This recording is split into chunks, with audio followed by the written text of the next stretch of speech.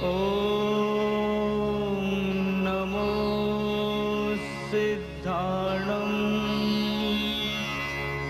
ॐ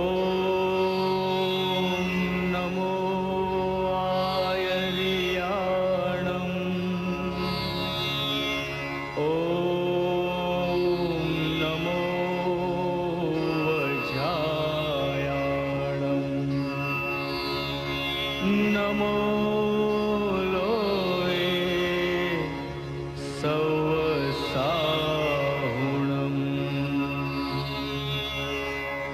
ऐसो पंच नमोकारो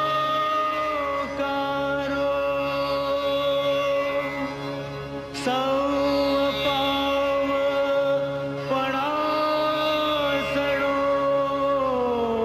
मंगलाणं च सौवेसिं पढमं हवै मंगलम्। નમસ્કાર. ઇન્સ્ટિટ્યૂટ ઓફ જૈનોલોજીની દર મહિનાના પહેલા શનિવારે નિયમિત રીતે યોજાતી વ્યાખ્યાન શ્રેણી 2021થી શરૂ થઈ છે. આ વ્યાખ્યાન શ્રેણી માટે અમને અમારા ટ્રસ્ટીઓનું માર્ગદર્શન મળતું રહે છે. શ્રી રમજાનભાઈ હસણિયાને તો આપ સૌ કોઈ જાણો છો. એક તરવરાટ, એક વાંચનની ભૂખ, નવું જાણવાની ભૂખ જેમનામાં છે એવા રમજાનભાઈ દરેક વખતે નવા નવા વિષયો લઈને આપણી સમક્ષ પ્રસ્તુત થયા છે. આ રમજાનભાઈ BA, MA, PhD તો ખરા જ, પણ વિશેષ કરીને એમનો અભ્યાસ મધ્યકાલીન ગુજરાતી સાહિત્યમાં રહ્યો છે. તેમણે રાષ્ટ્રીય અને આંતરરાષ્ટ્રીય જ્ઞાન સત્રોમાં પોતાના વ્યાખ્યાનો પ્રસ્તુત કર્યા છે. તેઓ બહુશ્રુત છે. કોઈપણ વિષયમાં સંશોધન એ તેમનો શોખનો વિષય છે. એમને કોઈપણ વિષય આપણે આપીએ એટલે એમાં એટલા બધા ખૂંપી જાય કે એ વિષયને પૂરેપૂરો ન્યાય આપીને એમની વાતને આપણી સમક્ષ તેઓ રજૂ કરે છે. આજે આપણે એમની પાસેથી ઉપાધ્યાય શ્રી ભુવનચંદ્રજી મહારાજ સાહેબની કાવ્યસૃષ્ટિ વિશે સાંભળવું છે. ડૉક્ટર દર્શનાબેન ધોળકિયા અને ડૉક્ટર ગીતાબેન જૈન એમના ગુરુજનો છે. એમની પાસેથી એમણે તાલીમ મેળવી છે અને એ રીતે તેઓ એક સરસ વક્તા છે. વિવિધ સામયિકોમાં એમના લેખો નિયમિત રીતે પ્રગટ થતા રહે છે. આવો આજે આપણે એમને સાંભળીએ ઉપાધ્યાય શ્રી ભુવનચંદ્રજી મહારાજ સાહેબની કાવ્યસૃષ્ટિ વિશે. સૌને પ્રણામ. જય જિનેન્દ્ર. ઇન્સ્ટિટ્યૂટ ઓફ જૈનોલોજીના ઉપક્રમે વિભિન્ન વ્યાખ્યાનમાળાઓ યોજાતી રહે છે. જુદા જુદા સંદર્ભો પર વિદ્વાન તજજ્ઞો જુદા જુદી વાત કરતા રહે છે અને એ રીતે આમ જોવા જાઓ તો આપણે જુદા જુદા સંદર્ભમાં જ્ઞાન સમૃદ્ધ થતા રહીએ છીએ. આ સંદર્ભમાં અમે બધા પણ આ ઘટનાને સ્વાધ્યાયની એક તક ગણીએ છીએ અને આ સ્વાધ્યાયની તક ઝડપીને કેટલાક ગમતા વિષયોની વાત કરવાની રજા પરમ આદરણીય પદ્મશ્રી ડૉક્ટર કુમારપાળભાઈ દેસાઈ સાહેબ દ્વારા મળતી રહે છે. એનો આનંદ છે અને સાહેબ પ્રત્યે કૃતજ્ઞતાની લાગણી પણ વ્યક્ત કરવાનું મન થઈ આવે. અમારા જેવા કેટલાયને ઊંચકવામાં સાહેબનો અને આ સંસ્થાનો આ રીતે બહુ મોટો ફાળો છે. આજે જેમની વાત કરવાની છે એ મારા અંગત ગુરુજન છે, એટલે ક્યાંય પોતિકાપણાનો દોષ ન આવી જાય એવી કોશિશ જરૂર મારી હશે અને સ્વસ્થ મૂલ્યાંકન અથવા તો સ્વસ્થ રજૂઆત કરવાની કોશિશ કરીશ. પણ છતાં પણ જો ક્યાંય એવી કોઈ ક્ષતિ થવા પામે તો આપ સૌ કાન પકડશો તો ગમશે. એક એક પે અધિકા મોતી ઉપાધ્યાય શ્રી ભુવનચંદ્રજીના કાવ્યોની વાત આજે આપણે માંડવાની છે. આરંભે કહેવાનું થાય કે ગુજરાતી સાહિત્યને સમૃદ્ધ કરવામાં સંત કવિઓનો ફાળો ગુજરાતી ભાષાના ઉદ્ગમ કાળથી જ રહ્યો છે. મધ્યકાળના તો મોટા ભાગના કવિઓ એ અગમની યાત્રાએ નીકળેલા સંતો છે, આરાધકો છે. કોઈ પણ સંપ્રદાયની દીક્ષા લીધા વગર અથવા કહો તો કંઠી બાંધ્યા વગર અધ્યાત્મ રસનું આકંઠ પાન કરનારા નરસિંહ, મીરા જેવા કવિઓથી માંડીને વિભિન્ન સંપ્રદાયો જેવા કે રવિભાણ સંપ્રદાય, નાથપંથ, મહાપંથ, સ્વામિનારાયણ સંપ્રદાય, સૂફી પરંપરા, આ બધા સાથે જોડાયેલા સંતોએ ભક્તિના પરિપાક રૂપે સંપ્રદાયના વાળાઓને ઓળંગી જાય તેવી ઉત્તમોત્તમ કવિતાઓ આપણને આપી છે. અન્ય ધર્મ અને સંપ્રદાયોની જેમ જૈન ધર્મના આરાધક મુનિઓએ પણ ધર્મ અને સંપ્રદાયથી બિયોન્ડ જઈને રાસ, ફાગુ, બારમાસા, સ્તવન, સજ્જાય, સ્તુતિ એવા કેટલા અનેકવિધ સ્વરૂપોમાં સર્જન કરીને મધ્યકાલીન ગુજરાતી સાહિત્યને સાચા અર્થમાં રડિયાત કર્યું છે. કલિકાલ સર્વજ્ઞ હેમચંદ્રાચાર્યથી માંડીને જયશેખર સુરી, જીન પદ્મસુરી, આનંદ ઘનજી મહારાજ, ઉપાધ્યાય યશો વિજયજી મહારાજ, દેવચંદ્રજી મહારાજ, વીર વિજયજી મહારાજ, મોહન વિજયજી લટકાળા આદિ કવિઓના ઉત્તમ કાવ્ય સર્જનથી મધ્યકાલીન ગુજરાતી સાહિત્ય નિરંતર પોષાતું રહ્યું છે. જૈન સાધુ ભગવંતોના સાહિત્ય સર્જનની આ ધારા, મજાની વાત આ છે ને આજના વિષયનો કેન્દ્ર પણ આ છે કે આ ધારા હજુ પણ લુપ્ત થઈ નથી. એ વાત બહુ જ આનંદપ્રદ છે. આજે પણ આ સાહિત્ય સુરાવલીને શ્રી ધુરંધર વિજયજી મહારાજ, આચાર્ય વિજયશીલચંદ્ર સુરીજી મહારાજ, શ્રી મુનિચંદ્ર વિજયજી આનંદ બંધુ ત્રિપુટીના, આચાર્ય શ્રી મોક્ષરતી સુરી મહારાજ, ઉપાધ્યાય શ્રી ભુવનચંદ્રજી મહારાજ જેવી વિરલ સાધુ કવિઓની રચનાઓ દ્વારા, એમના સર્જન દ્વારા આ ધારા, આ સૂર રણકતો રાખ્યો છે. આ બધાએ એનો આપણને આનંદ છે. વર્તમાન સમયમાં જેમના પ્રભુ ભક્તિના કાવ્યો લોક હૈયે આગવું સ્થાન પામી રહ્યા છે એવા સાધુ કવિઓમાં આચાર્ય શ્રી ઉદયરત્નસુરી મહારાજ, શ્રી પ્રશમરતિ વિજયજી અથવા શ્રી વૈરાગ્યરતિ વિજયજી મહારાજ આદિની નોંધ પણ આપણે ચોક્કસથી લેવી ઘટે. આ બધા કવિઓના કવનનો આગવો અભ્યાસ થાય તો બહુ જ રસિક પરિણામો આવી શકે. મારા મનમાં ભવિષ્યમાં આ બધા જ કવિઓની કવિતામાંથી પસાર થવાનો એક ભાવ છે, કુદરત પૂરો કરે. આ બધામાં ચિન્મય ઉપનામથી કાવ્ય સર્જન કરતા પાર્શ્વચંદ્ર ગચ્છીય ઉપાધ્યાય શ્રી ભુવનચંદ્રજી મહારાજ સાહેબ તેમની વિશિષ્ટ પ્રતિભાને લીધે નોખા તરી આવે એવા કવિ અને સર્જક છે. મૂળ બિદડા કચ્છના વતની મુનિશ્રીનો જન્મ તેમના મોસાળના ગામ મોટી ખાખરમાં. અમને ગૌરવ છે કે અમારા ગામમાં આ ઉપાધ્યાય ભગવંત જન્મ્યા છે. 18/6/1954 રોજ એમનો જન્મ. પિતાશ્રી પદમશીભાઈ નરસિંહ દેઢિયા એમના કુળમાં, માતા કેસરબાઈની કુક્ષીએ જન્મેલા બાળકનું સંસારી નામ હતું ધીરજ. બાળપણમાં જ માતાની છત્રછાયા ગુમાવી. આ રીતે માતાનો સંયોગ વિયોગમાં પલટાતા ઉપાધ્યાય ભુવનચંદ્રજી મહારાજે 12 વર્ષની કુમળી વયે સાધુતાનો માર્ગ અપનાવ્યો. અથવા એમ કહીએ કે કુદરતે જ એમની સાધુ તરીકે જાણે કે વરણી કરી. પાર્શ્વચંદ્ર ગચ્છના પરમ પૂજ્ય મુનિરાજ શ્રી પ્રીતિચંદ્રજી મહારાજ પાસે તેઓ દીક્ષિત થયા.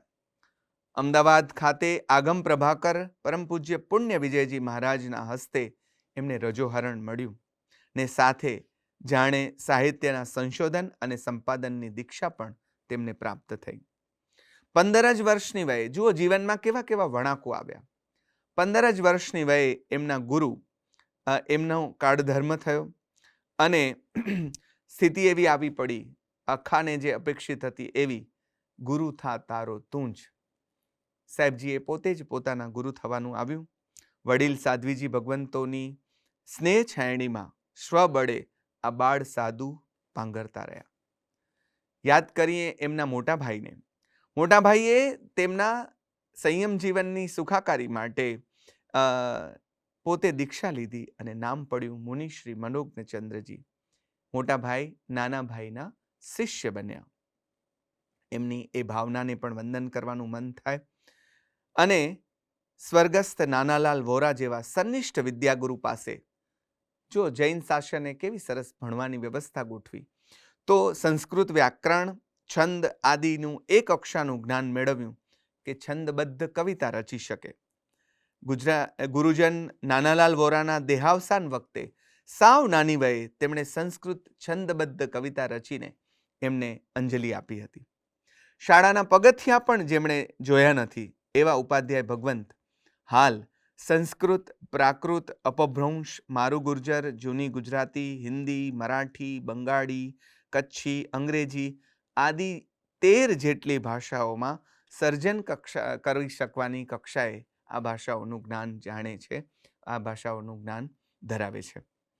અંતર્મુખી વ્યક્તિત્વ ધરાવતા આ મુનિ મહારાજને ઘણા પરોક્ષ ગુરુ મળ્યા. આ ગુરુજનો એટલે એમણે વાંચેલા અધધ પુસ્તકો. એમને નાની વયથી જાણતા લોકો એમ કહે છે કે એમને માથું ઊંચું કરીને બેઠેલા અમે ક્યારેય જોયા નથી. વિહારમાં પણ જ્યાં જાય ત્યાં જો પુસ્તકાલય હોય કે જ્ઞાન ભંડાર હોય તો એમનો દિવસ ત્યાં જ પસાર થઈ જાય. ઊભે ઊભે પુસ્તક વાંચવાનું શરૂ કરે તો બેસવાનું ભૂલી જાય એવા આ વાચન રસિયા ઉપાધ્યાયજી મહારાજ. આ વિશાળ વાચને એમને સાંપ્રદાયિકતાના કોચલામાંથી દૂર લઈ ગયું. કલા, ઇતિહાસ, શાસ્ત્ર, ભૂગોળ, ખગોળ, હોમિયોપેથી જેવા કેટલા વિષયો પર એમનું પ્રભુત્વ અને આ બધાનું જ્ઞાન ધરાવતા આ સાધુજન પણ મારે આનંદભેર એ કહેવું જોઈએ કે આ જ્ઞાન એમના ઉપર ક્યારેય હાવી થઈ ન શક્યું. એમને જ્ઞાન અર્જિત કરતા પણ આવડ્યું અને જ્ઞાન પચાવતા પણ આવડ્યું. બાળક સાથે બાળક અને પંડિત સાથે પંડિત બની શકવાની કલા એમને સહજ હસ્તગત થઈ.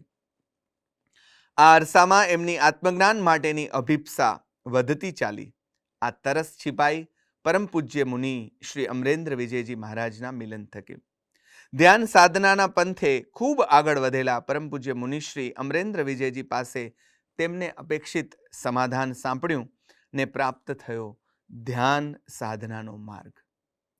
મુનિશ્રી સાથે રહીને એમની સાથે રહેવાના જેટલા સંજોગો પ્રાપ્ત થયા એ બધાનો મહત્તમ લાભ લઈને વિપશ્યના સાધના પદ્ધતિને આત્મસાત કરી જૈન ધર્મની સાધના પદ્ધતિ સાથે એના અંકોડા મેળવવાનું બહુ જ મોટું કામ મુનિશ્રી દ્વારા આ અરસામાં થયું. મુનિશ્રીના અંતેવાસી બની તેમની સેવા કરવાનું સદભાગ્ય તેમને મળ્યું.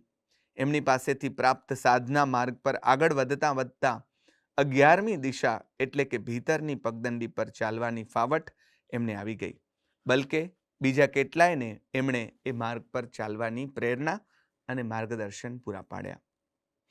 મધ્યકાલીન જૈન સાહિત્યના સંશોધન અને સંપાદનનું બહુ મોટું કામ એમણે કર્યું. મધ્યકાળમાં થઈ ગયેલા પરમ પૂજ્ય પાર્શ્વચંદ્ર સુરી એમની 24સીના એમણે કરેલા સંપાદન જીનસ્તવન ચતુર્વંશતિકા એ સંપાદનને જયંત કોઠારી જેવા વિવેચકોએ વખાણ્યું છે. સિદ્ધસેન દિવાકરજીના સાહિત્યને સ્પર્શવાની હિંમત ભાગ્યે જ કોઈ કરે. એમણે આ હિંમત કરી અને સિદ્ધસેન શતક જેવા અત્યંત મૂલ્યવાન પુસ્તકની ભેટ સાહિત્યને ચરણે ધરી. સિદ્ધસેન દિવાકરજીની એક 32નું નિયતિ દ્વાંત્રિશિકા નામે તેમણે કરેલું સંશોધન અને સંપાદન અનેક અર્થોમાં વિશિષ્ટ પ્રદાન બની રહે છે. તેમણે કરેલું આ કાર્ય, તેમણે આ કૃતિની પારાવાર ક્લિષ્ટતાને ઉકેલીને તેમણે આ કરેલું આ સંપાદન મધ્યકાળના મોટા ગજાના સંશોધક તરીકે તેમને ઠેરવે છે. પાર્શ્વચંદ્ર સુરીના અન્ય સાહિત્યને પણ તેઓ પ્રકાશમાં લાવવા માટે સતત મથતા રહ્યા. તો બહુ જ નાની ઉંમરે વિવાદ વલોણું અને ધર્મરંગનું અંતરંગ ઓડિટ જેવા વિચાર પ્રેરક પુસ્તકો પણ આપણને તેમણે આપ્યા. તો મંડલાચાર્ય કુશલચંદ્રજી મહારાજના ચરિત્રનું લેખન પણ આપણને એમની પાસેથી પ્રાપ્ત થયું. સંશોધકની નિસ્બતથી તૈયાર થયેલા એ પુસ્તકને પણ ચરિત્ર લેખનમાં નમૂના રૂપ ગણાવી શકાય. અનુવાદ એમનો રસનો વિષય છે. વિનોબાજીની પ્રેરણાથી તૈયાર થયેલ જૈન ધર્મના સારરૂપ ગ્રંથ સમણ સુત્તમનો તેમણે સરળ ગુજરાતી અનુવાદ કર્યો છે, જેની ઘણી બધી આવૃત્તિઓ યજ્ઞ પ્રકાશન દ્વારા પ્રકાશિત થઈ છે. ભક્તામર, હૃદય પ્રદીપ, છત્રીસી આદિ દીર્ઘ કાવ્યોનો છંદબદ્ધ ગુજરાતી અનુવાદ કરી એમણે એક ઉત્તમ અનુવાદક તરીકેની ઓળખ પ્રાપ્ત કરી છે. પંચસૂત્રનો સંસ્કૃત અનુવાદ આપણને એમની પાસેથી મળે છે.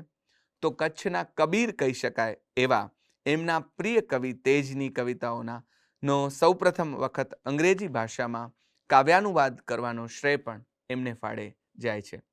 રેઝ ઓફ લાઇટ નામે થયેલ આ અનુવાદ થકી કચ્છી કવિતા વૈશ્વિક ફલક પર ચમકી છે. એમના અનુવાદ કાર્યનું સંપાદન પ્રતિબિંબ નામે પરમ પૂજ્ય મુનિ અને હાલ આચાર્ય રત્નકીર્તિ વિજયજીએ કર્યું છે.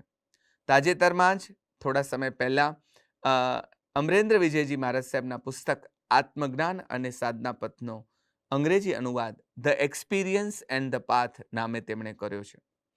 વર્ષોની જેમત પછી તૈયાર થયેલ આ ગ્રંથ અધ્યાત્મ માર્ગના વિશ્વભરના સાધકો માટે વરદાન રૂપ બની રહેશે.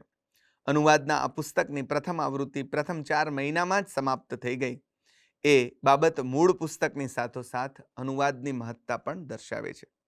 એમના સંયમ સુવર્ણ વર્ષ નિમિત્તે ડૉક્ટર ગુલાબ દેઢિયાએ એમના પત્રોનું સંપાદન પત્ર ઝરણું નામે કર્યું છે, જ્યારે વિભિન્ન પ્રકારના લેખોનું સંપાદન રમજાન હસણિયાએ સાહિત્ય ઝરણું નામે કર્યું છે. ઉપાધ્યાય ભુવનચંદ્રજીનું એક વિશિષ્ટ યોગદાન છે તેમણે કરેલા અનુસંધાન સામયિકના વિહંગાવલોકન. આચાર્ય શ્રી વિજય શીલચંદ્ર સુરી દ્વારા વર્ષોથી પ્રસિદ્ધ થતા સંશોધન કાર્યને સમર્પિત એવા સામયિક અનુસંધાનના દરેક અંકમાં એનાથી આગળના અંકનું સમગ્ર અવલોકન તેઓ લખે છે. પ્રત્યેક લેખમાંથી પસાર થઈ તેની ખૂબીઓ અને ખામીઓને તેઓ તારવે છે. એમાં પાઠ સંદર્ભે રહેવા પામેલ ક્ષતિ પ્રત્યે કેવળ અંગુલી નિર્દેશ કરીને તેઓ અટકતા નથી, તેઓ સાચો પાઠ પણ આપે છે. વિહંગાવલોકનનું આટલા વર્ષોનું સાતત્ય અનુસંધાન અને ઉપાધ્યાયજી મહારાજ બંનેને વિશિષ્ટ બનાવે છે. એ જ રીતે તેમણે કરેલા સંશોધન સંપાદન કાર્યથી વધુ સમય અને શક્તિ તેમણે અન્ય સંશોધકોના કાર્યને મદદ કરવામાં વાપર્યા છે. એમને નિકટ રહેવાને કારણે આ પ્રત્યક્ષ અનુભવ્યું છે કે જ્યારે એમના દર્શનાર્થે જઈએ ત્યારે કોઈ મહાત્મા કે કોઈ પંડિત વિદ્વાનના પુસ્તકનું કામ તેઓ કરી રહ્યા હોય એને ચેક કરવાનું, એમાં ક્ષતિ દર્શન હોય તો એને સુધારવાનું. વિદ્વાનોના પુસ્તક ગ્રંથ તપાસતા અર્થે આવ્યા જ હોય અને ખંતથી તેનું કામ ગુરુ મહારાજ કરતા હોય. આ રીતે કેટલાય ગ્રંથો તેમની નજર તળે થઈને ઉત્તમતાને ભર્યા છે. આમ બહુઆયામી વ્યક્તિત્વના સ્વામી એવા ઉપાધ્યાય મહારાજના કાર્યો પણ એ જ રીતે ભિન્ન ભિન્ન ક્ષેત્રોને સ્પર્શે છે. હાથમાં લીધેલા કાર્યને એમની માટેની એમની નિસ્બત દરેક કાર્યને વિશિષ્ટ અને ઉત્તમ બનાવે છે. સંશોધક, સંપાદક, અનુવાદક, કવિ, ચરિત્રકાર આદિમાંથી મારા હૃદયને સૌથી વધુ ઝંકૃત કરે છે એમનું કવિપણું. એટલે એમના કાવ્ય સંગ્રહ ઝરણુનો એક ભાવકની નજરે પરિચય કરાવવા હું તત્પર બન્યો છું. આગળ નોંધ્યું તેમ નાની વયે ગુરુની છત્રછાયા ગુમાવનાર મુનિશ્રી એકલ પંથે આગળ વધીને પોતાની કેડી જાતે કંડારે છે. ધાર્મિક શિક્ષણની સાથોસાથ ઇતર વાંચનનો પણ એમને ભારે શોખ. પુસ્તકોની સાથોસાથ કુમાર, અખંડ આનંદ, નવનીત સમર્પણ, રીડર્સ ડાયજેસ્ટ એવા કેટલાય ઉત્તમ સામયિકો નિયમિત મંગાવે અને નિયમિત વાંચે. જૂના ઢાંચાના કવિઓની કવિતાઓ, ખાસ કરીને પંડિત યુગની કવિતાથી આરંભે તેઓ વિશેષ પ્રભાવિત થયેલા. કવિતાઓ વાંચતા વાંચતા તેમને વિચાર સ્ફુર્યો કે હું પણ આવી કવિતા લખું તો, અને તેમનું આ વિચાર બીજ સંસ્કૃત શ્લોકોના રૂપમાં અંકુરિત થયું. તેમણે માત્ર 16 વર્ષની વયથી જ સંસ્કૃત શ્લોકો રચવાના શરૂ કરી દીધા હતા. 20-22 વર્ષની વયે તો તેમણે કાંત આદિના ખંડકાવ્યોથી પ્રેરાઈને બલભદ્ર અને સુલીભદ્ર વિશે ખંડકાવ્યોનું સર્જન કરેલું. એ જ પરિપાટીમાં 22-23 વર્ષની વયે જ આર્તનાદ એ તેમના એ સમયના પ્રતિષ્ઠિત સામયિક કચ્છ કલામમાં પ્રગટ થયું. ત્યારે કવિથી અપરિચિત એવા કચ્છના વિદ્વાન વિવેચક પ્રભાશંકર ફડકેને એ કાવ્ય સંસ્કૃતના કોઈ પ્રૌઢ અભ્યાસી દ્વારા રચાયું હોય તેવું લાગ્યું હતું. કોઈ પણ સંવેદનશીલ અને રુજુ હૃદય કવિ માટે કાવ્ય એ પોતાની આંતરિક સંવેદનાઓ, વ્યથાઓ, રાજીપો, વેદના આદિ વ્યક્ત કરવાનું ઉત્તમોત્તમ માધ્યમ બની રહેતું હોય છે. કવિ ચિન્મય પણ આ ન્યાયે કાવ્ય સર્જન કરતા રહ્યા. તેમની કવિતાઓ પગદંડી, કચ્છ કલામ, કલ્યાણ, નંદનવન કલ્પતરુ, પાઠશાળા જેવા સામયિકોમાં પ્રગટ થતી રહી ને વિદ્વાનો તેમજ કાવ્ય રસિકોની દાદ મેળવતી રહી. તેમની આ કાવ્યયાત્રાના પરિપાક રૂપે ઈસવીસન 2005માં તેમની પાસેથી આપણને ઝરણું નામક કાવ્ય સંગ્રહ પ્રાપ્ત થયું, જે ઉમાશંકર કથિત સૌંદર્યો પીધા પછીનો હૃદયમાંથી ફૂટેલું કાવ્ય ઝરણ હતું. તાજેતરમાં જ તેની સંવર્ધિત આવૃત્તિ અંકુર સૂચકના ચિત્રો અને કવિએ જ લખેલા ટૂંકા રસદર્શન સાથે પ્રગટ થઈ છે. કવિએ આ કાવ્ય સંગ્રહમાં કાવ્યના વિવિધ સ્વરૂપો જેવા કે ગીત, ગઝલ, ખંડકાવ્ય, સોનેટ, છાંદસ, અછાંદસ વગેરે પર હાથ અજમાવ્યો છે. તેમણે સંસ્કૃત, ગુજરાતી, હિન્દી, અંગ્રેજી અને કચ્છી એમ 5 ભાષાઓમાં કાવ્ય સર્જન કર્યું છે. અલબત્ત તેમની પાસેથી ઇયત્તાની દ્રષ્ટિએ એટલે કે ક્વોન્ટિટીની દ્રષ્ટિએ બહુ ઓછા કાવ્યો પ્રાપ્ત થાય છે, પણ જેટલા કાવ્યો તેમણે આપ્યા છે તે ભાવક હૃદયમાં ઘર કરી જાય તેવા ઉત્તમ બની શક્યા છે. કાવ્ય સ્વરૂપના બંધારણની બાબતમાં તેઓ બહુ જ ચુસ્તતાના આગ્રહી છે. પ્રાસ, અનુપ્રાસ, લય, છંદ, માપ વગેરેમાં બાંધછોડ લેવાનું કવિ પસંદ કરતા નથી. સંસ્કૃતના ઊંડા અભ્યાસી હોવા છતાં આરંભકાળના કાવ્યોને બાદ કરતા તેમની કવિતાની ભાષા મોટે ભાગે સરળ, પ્રાસાદિક અને ભાવક ભોગ્ય બની રહી છે.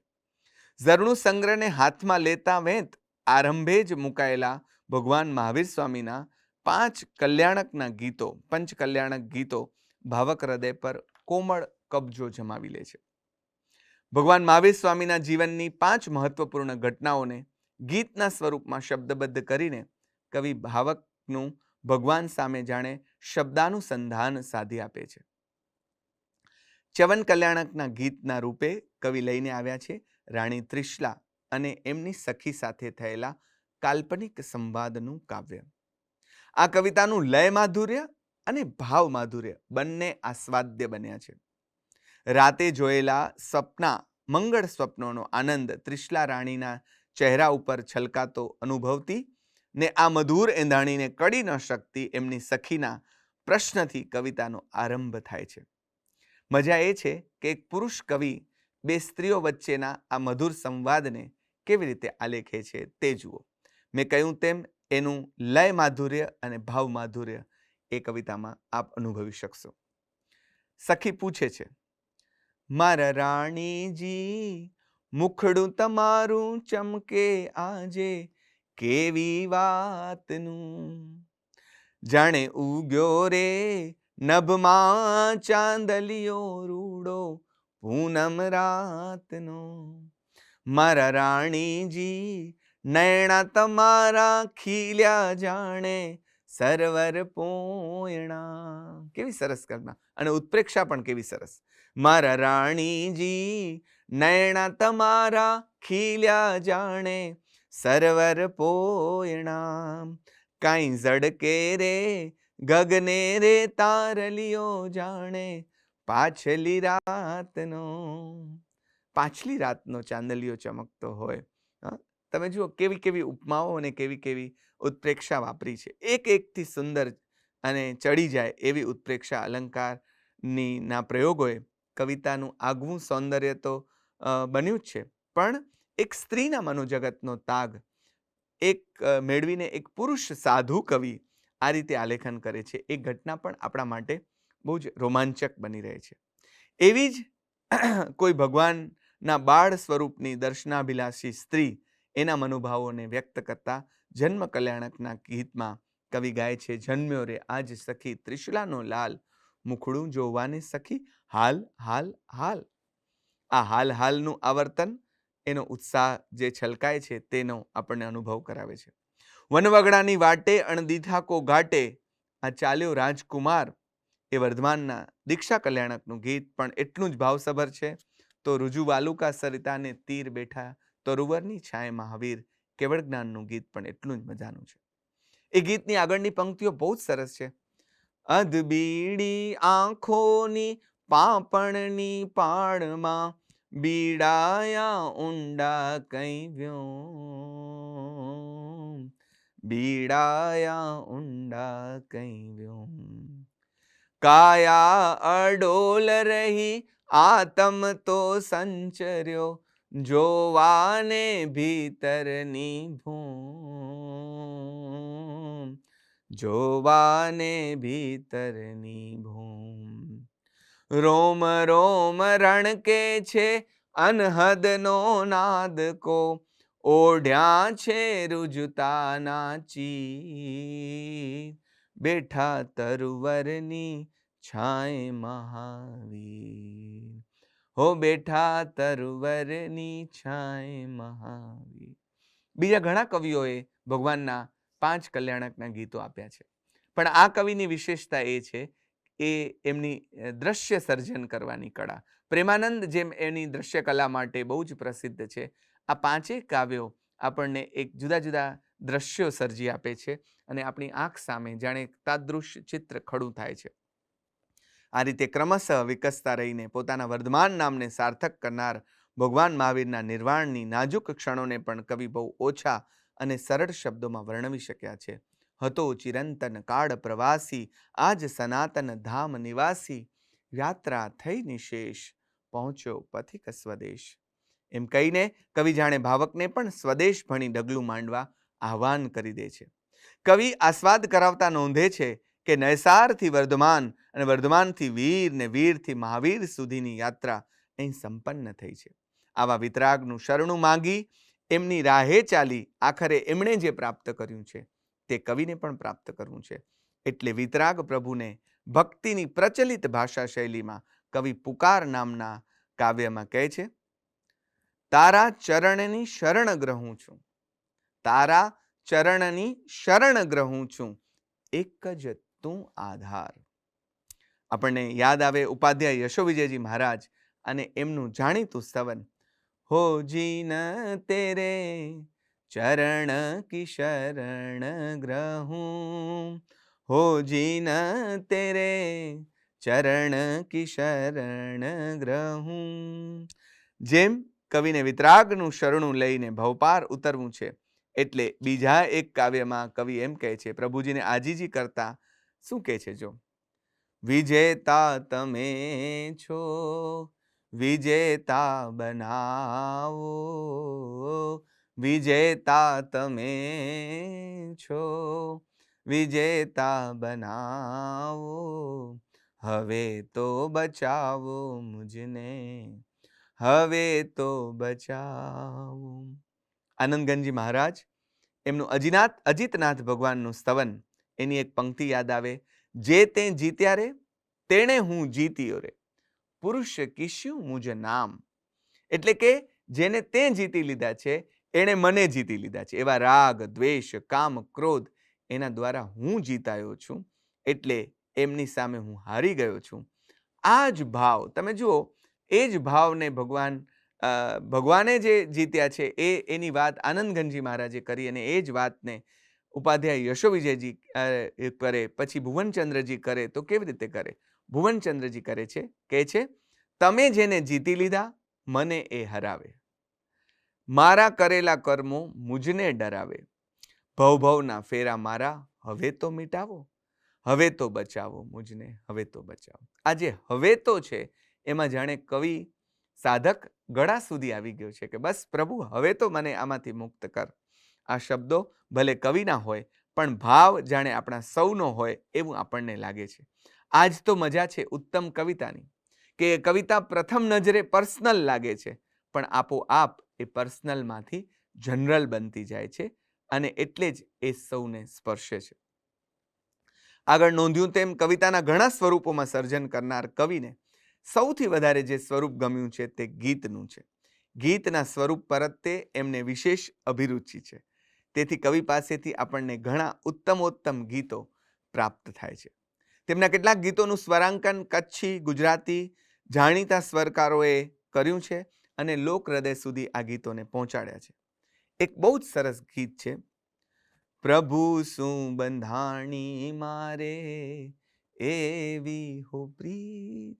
આ ગીતને જ્યારે આપણે ગાઈએ છીએ ત્યારે મીરાનું પેલું ગોવિંદો પ્રાણ અમારો રે, મને જગ લાગ્યો અતિ ખારો રે, એ ગીત સાથેનું એનું ભાવનાત્મક અનુસંધાન કેવું જોડાય છે એ જોવા માટે આ ગીતમાંથી પસાર થવું પડે. વિતરાગ પ્રભુ સાથે બંધાયેલા સ્નેહ સંબંધની જાહેરાત કરતા જાણે આ કવિ ગાઈ ઉઠે છે. પ્રભુ શું બંધાણી મારે એવી હો પ્રીત, હવે ગમતી ના, વળી પાછું કહે છે હવે ગમતી ના જગની કોઈ રીત, પ્રભુ શું બંધાણી મારે એવી હો પ્રીત, પ્રભુ શું બંધાણી મારે એવી હો પ્રીત, હવે ગમતી ના જગની કોઈ રીત. ગોવિંદો પ્રાણ અમારો એ તો છે જ. આનંદ ગંજીને પણ એવું જ લાગ્યું છે કે આ ભગવાન સાથે નેહ બંધાણો, એમાં કંટાળો એ થયો કે જગ ખારો લાગ્યો. પણ એવા જ બીજા ગીતમાં હો પ્રભુજી ઉતારો ને ભવ પાર, ભીમપલાસમાં બહુ જ સરસ ભાવ રજૂ થયો છે. હો પ્રભુજી ઉતારો ને ભવ પાર, પુકાર કરે છે ભવ ભવમાં હું ભટકી ભટકી આવ્યો તારે દ્વાર. આ દ્વારે આવીને જે પુકાર છે એ પુકાર પણ બહુ મજાની છે. પ્રકૃતિના તત્વો વચ્ચે પરસ્પર પાંગરતા પ્રેમના દ્રષ્ટાંત ટાંકીને પ્રિયતમ પ્રભુની સ્મૃતિ માત્રથી મનમાં જે ગીત ગુંજી ઉઠવાની કબૂલાત કવિ કરે છે. કવિ કહે છે કે રાગ દ્વેષથી પર એવા વિતરાગ પ્રભુ પ્રત્યે આવી પ્રેમ લક્ષણા ભક્તિ અનુભવનાર અને એનું ગાન કરનાર આ કવિ પહેલા નથી. મધ્યકાળના જૈન કવિઓએ પણ આ જ પ્રકારનો ભાવ રજૂ કર્યો છે. પણ મજા એ છે કે જૈન ભક્તિ કવિતાની આ આગવી ધારામાં કવિ ચિન્મય પણ જોડાય છે અને એ કવિતા ધારાને આગળ વિસ્તારે છે, આગળ લઈ જાય છે. એનો આપણને અનુભવ અને આનંદ થાય છે. ફૂલડા જેવું જીવન જીવતા કવિ હૃદયમાં ફૂલનું ગીત ન સ્ફુરે તો જ આપણને નવાઈ લાગે. ફૂલ તો એની ફોરમ ઢાળી રાજી, ભમરો ક્યાં જઈ ગંધ વખાણે, ફૂલ તો એનું કાંઈ ન જાણે, કોઈ જો વળી પૂછે તો મૂંગું મરતું લાજી, ફૂલ તો એની ફોરમ ઢાળી રાજી. મકરંદભાઈની આ કવિતા એ ગીત કવિતાની સ્મૃતિ કરાવે એવું સરસ કાવ્ય આપણને ચિન્મય પાસેથી કવિ પાસેથી મળે છે. ફૂલડાને લાગ્યો રે ફોરમનો નાદ. તો કવિ કહે છે સુગંધ પ્રસરાવવાનો પોતાનો જીવન મંત્ર માનતા ફૂલનું મહિમા ગાન કરીને કહે છે ફૂલડાને લાગ્યો રે ફોરમનો નાદ, ફૂલડાને લાગ્યો રે ફોરમનો નાદ, ફૂલડાને લાગ્યો રે ફોરમ. આ બધા ગીતોનું કમ્પોઝિશન એમણે પોતે જ કર્યું છે મોટા ભાગના. રસભીનું હૈયું લઈ આવ્યા આ અવની પર, ખીલ્યા વન વગડાની વાટ, શેનો રાજીપો એના ઉરમાં ઉભરાતો, શેનો આ મીઠો મલકાટ. કવિને પ્રશ્ન છે કે આ શેનો રાજીપો, આટલા ખુશ કેમ છે, શેનો રાજીપો છે, શેનો આ મીઠો મલકાટ, વહેંચે છે એ તો મધુમય પ્રસાદ, ફૂલડાને લાગ્યો રે ફોરમનો નાદ. બાકી જેને જેનો નાદ લાગે તેનો, આ ફૂલને તો કંઈક ફોરમનો નાદ લાગ્યો છે. પણ મજા એ છે કે કવિ ફૂલને તો ચાહે છે પણ કાંટાને પણ નકારતા નથી. એ જ તો મોટા કવિની નિશાની છે કે સૃષ્ટિને એના વરવા અને ગરવા બંને રૂપ એ ચાહે છે, એક સરખા ચાહે છે. મિસ્ટર કાંટો એમની બહુ સરસ અને જાણીતી કવિતા છે. મારા ગુરુજન ગીતાબેન બહુ સરસ એનું પઠન કરે. એમાં કાંટાને જાણે વાચા ફૂટી છે અને કાંટાભાઈ એ મિસ્ટર કાંટાભાઈ જીવનના પાઠ શીખવતા એમ કે છે હું છું મિસ્ટર કાંટો, હું છું મિસ્ટર કાંટો, આ ઓરે કાંઈ ન ચાલે, આ ઓરે કાંઈ ન ચાલે, સાને પાડો ઘાટો, હું છું મિસ્ટર કાંટો. રસ્તે જાતા નીચું જુઓ કાં તો જુઓ સામું, આડું અવડું જોતા સાહેબ દુઃખ થશે નકામું, સીધે માર્ગ જાવું સારું, સીધે માર્ગ જાવું સારું, છોડો અવડો આંટો, હું છું મિસ્ટર કાંટો, હું છું મિસ્ટર કાંટો. પ્રકૃતિના તત્વો વિશે કવિ કવિતા કરે તો મનની ચંચળતાને પણ કવિ કાવ્યનો વિષય બનાવે. મારું મન આવું કેમ છે એવો સહજ પ્રશ્ન આમ તો આપણને બધાને થાય, પણ કવિ આપણા બધા વતી એક કવિતા કરે. મારું મનડું કહો ને કેમ આવું, જીતી જીતીને પાછું હું હારું, ત્યાં કેમ કરીને ફાવું. પહોંચે પાતાળમાં, ઊંડે આકાશમાં, ઠરતું ન જરી મારી સામે. સૂતાએ જંપના, બેઠાએ સ્થિરના, ભટકે છે એ તો ઠામ ઠામે. આ આપણા બધાનો અનુભવ છે. હાથમાં તો ઠીક, નજરમાંય નાવે એને, વશમાં તે કેમ કરી લાવું? આ પ્રશ્ન છે એમનો, કે આ મારા મનને, આવું મન છે, ચંચળ છે. જો આ એક સાધુ કવિની કબૂલાત પણ છે. અને પછી એને કેવી રીતે વશમાં લાવવું, એવો પ્રશ્ન પણ છે.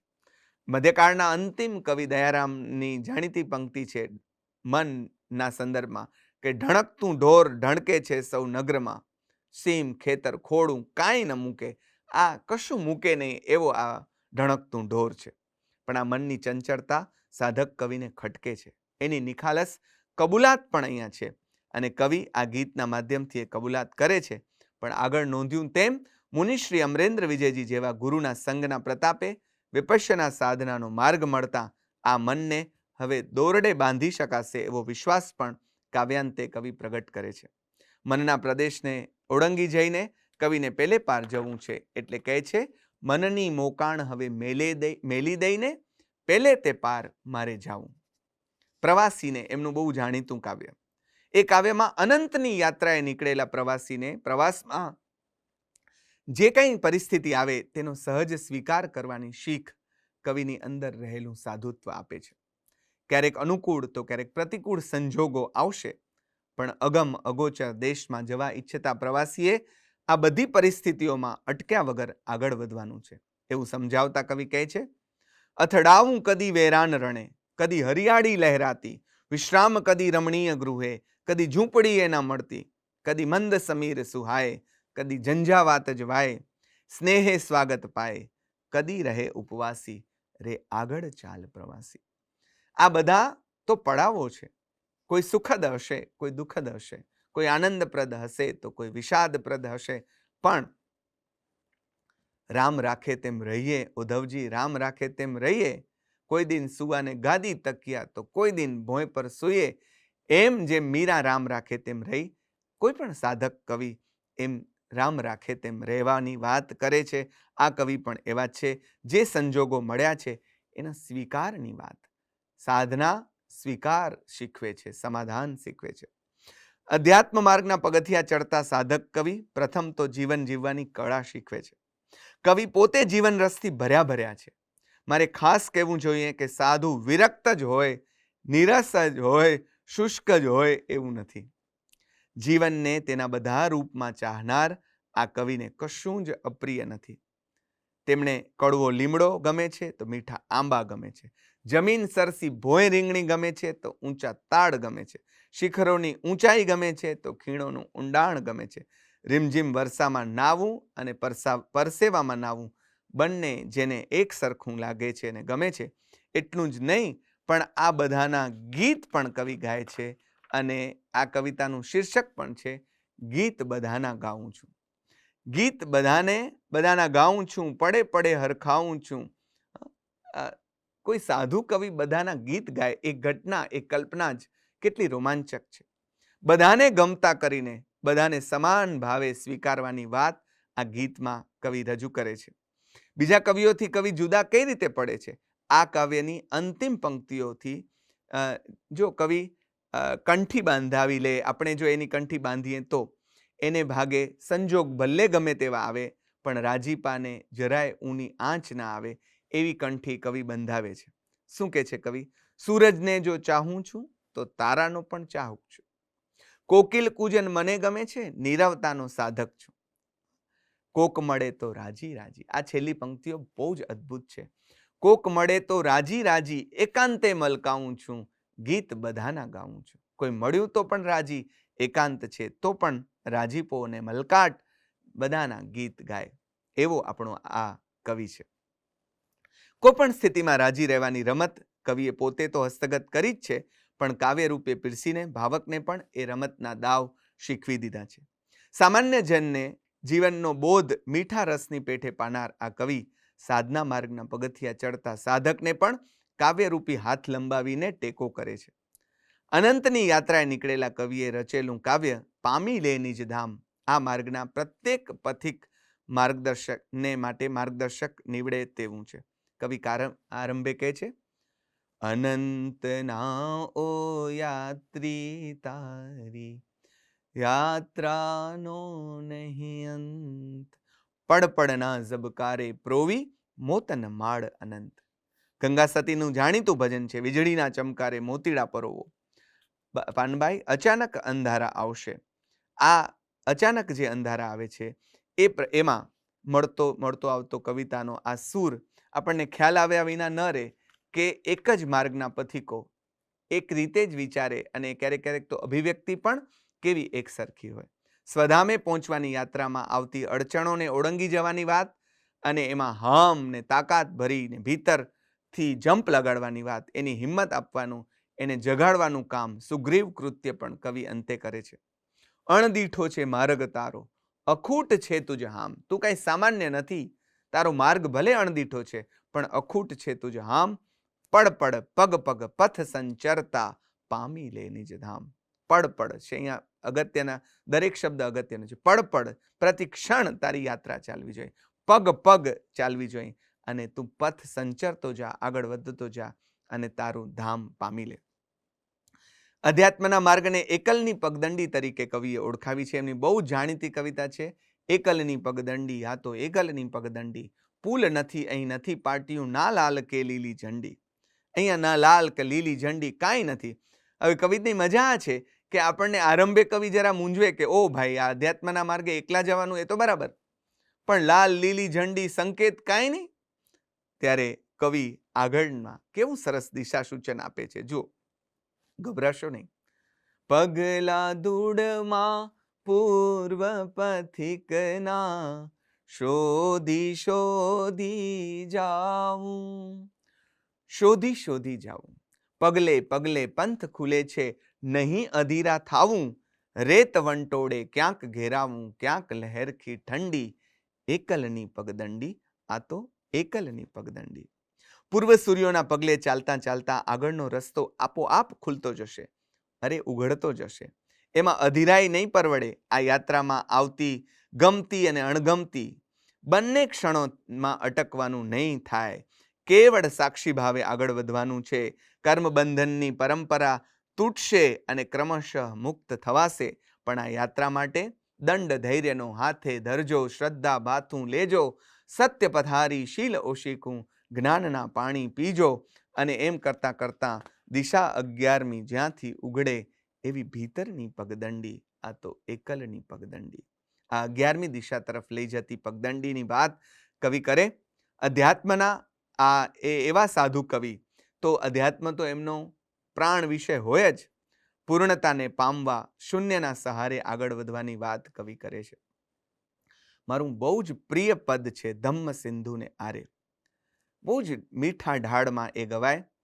જાવું પૂર્ણતણી પગ થારે મારે, શૂન્યતણા સથવારે. જાવું પૂર્ણતણી પગ થારે મારે, શૂન્યતણા સથવારે. કોટડી મારી છેક અંધારી, ભીતર જગમગ દીવા, ભીતર જગમગ દીવા. તરસે હોઠ ભલે ને સુકાતા, ઘૂંટ અમૃતના પીવા, ઘૂંટ અમૃતના પીવા. ભેદ ભીતરના જોવા મારે, બંધ નયનના દ્વારે. જાઉં પૂર્ણતણી પગ થારે મારે, શૂન્યતણા સથવારે. તમે જુઓ, અંધારી કોટડીની ભીતર ઝગમગતા દીવાના પ્રકાશને પામવા કવિ માંગે છે. બંધ આંખોએ કવિને ભીતરના ભેદ જોવા છે. અધ્યાત્મ જગતની રીત નિરાણી છે. અહીં ખાલી થઈને ભરાઈ જવાનું છે, શૂન્ય બનીને પૂર્ણ બનવાનું છે, બધું છોડી દઈને બધું મેળવી લેવાનું છે. એટલે કવિ કહે છે કોડ બધાએ થાશે પૂરા, જ્યારે થઈશું ખાલી, શૂન્ય બનીને પૂર્ણ બનીશું, રીત અમારી નિરાળી, પીધી એવી પ્યાલી જે જગનો કેફ ઉતારે. મજા આ પંક્તિની છે. એવી પ્યાલી, આપણને કેટલાય પ્યાલાના ભજનો યાદ આવે. પ્યાલો મેં તો પીધેલ છે ભરપૂર, અને બીજાએ કેટલા ભજન આપણને. પણ આ એવા પ્યાલા પીધા છે આ લોકોએ, જે પ્યાલો એવો જુદો કેફ ચડાવે છે અને જગતનો કેફ ઉતારે છે. દાસી જીવનનો પ્યાલો મેં તો પીધેલ છે ભરપૂર, જેવું અમૃત રસનું પાન કવિએ પણ કર્યું છે. આપણને એમ થાય કે આ કવિતામાં આગળ વધતા વધતા સમજાય કે વર્તમાનમાં રહેવાની કળા કવિને હસ્તગત છે. કવિ કહે છે, હશે હતું ને અળગા રાખી જે છે તેને જોવું. આ જે છે તેને જોવાની વાતમાં વિપશ્યનાનો સંદર્ભ આપણને પ્રાપ્ત થાય અને આપણને ખ્યાલ આવે કે કવિ કઈ રીતે મુક્ત થવાની આખી યાત્રા આપણી સમક્ષ મૂકી આપે છે. પ્રકૃતિના પરમ પ્રેમી છે ઉપાધ્યાય ભુવનચંદ્રજી મહારાજ. અનહદ ચાહે છે, પણ ઝરણા પર તેમનો વિશેષ સ્નેહ છે. તેનું કારણ તે નાનું હોવા છતાં પોતાના ગજા પ્રમાણે નિરંતર વહેતું રહે છે. કવિએ જીવનના પ્રતીક તરીકે મહાસાગર કરતાં ઝરણા પર પોતાની પસંદગી ઉતારી છે.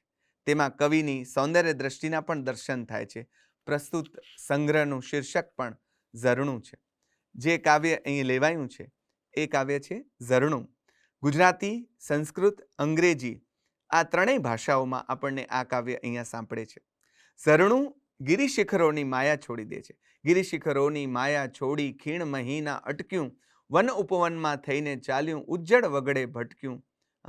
તમે ક્યાંથી ક્યાંય ડરેના, પાછું ફરેના, વીત્યું તેને લેસ સ્મરેના, આગળ આગળ વહેતું ઝરણું ખડખડ ખડખડ વહેતું.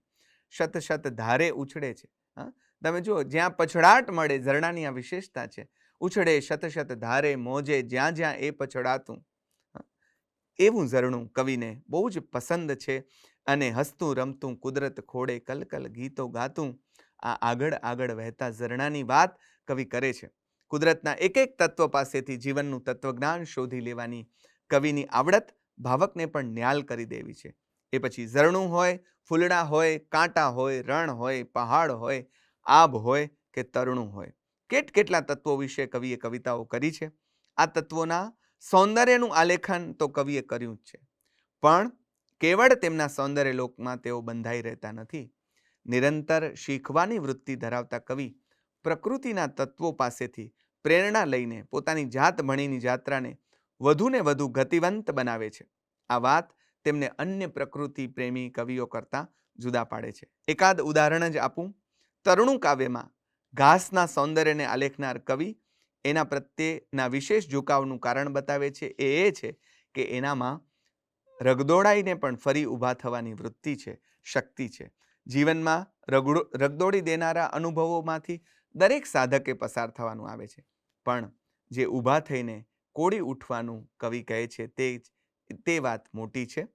લોક જગતના છોને એને ચરણ તળે રગદોડે. લોક જગતના છોને ભલે એને ચરણ તળે રગદોડે, ધીમે રહીને બેઠું થાતું ફરી ફરીને કોડે. જો આ તરણું છે, આ ઘાસનું તણકલું મારા પ્રિય કવિ પ્રહલાદને પણ ગમ્યું છે અને એ સવારથી સાંજ સુધી ઘાસ પાસે રહે છે અને છેલ્લે એ ઘાસ જાણે અંદર ઉગી ગયું છે, એમ કે ઘાસ મારે અંગ જુદે રંગ નાનું રૂપ લઈ વ્યાપી રહ્યું. એમ આ કવિ પણ ઘાસને ચાહે છે, પણ તરણું ખેલે માના ખોડે. આ ખેલવું, આનંદ કરવું એ તરણાનો સ્વભાવ છે. આવા બીજા ઉદાહરણો દ્વારા જીવનને સાર્થક કરવાની કળા શીખવવા ઈચ્છતા કવિ આપણને એમની કવિતાઓમાંથી જ્યારે પસાર થઈએ છીએ ત્યારે સાધુ કવિ હોવાને લીધે અને ખરા સાધક હોવાને લીધે એમની કવિતામાં અધ્યાત્મ અને પ્રકૃતિ બંને એક રસ થઈને આવે છે. નકલંક મોતી, વીરા જુગ જુગ જીવો, તુજ વિના સૂના દ્વાર, આવા સાંસારિક સંબંધો વિશે, દીકરી વિશેના, બહેન વિશેના કાવ્યો પણ આપણને એમની પાસેથી મળે છે. ત્યારે આપણને ખ્યાલ આવે કે આ વૈરાગી સાધુ જરૂર છે, પણ પ્રેમનો તાંતણો જે બંધાયો છે, સંબંધોનો તાંતણો જે બંધાયો છે, એનું મૂલ્ય પણ આ કવિ કરી જાણ્યા છે. પણ આ કવિની છેલ્લી એક બે કવિતાઓથી આપણી વાત પૂરી કરીએ. આમ તો ઘણા કાવ્યો છે, પણ એક બે કાવ્યોથી પૂરી કરીએ આખી શબ્દ યાત્રાને.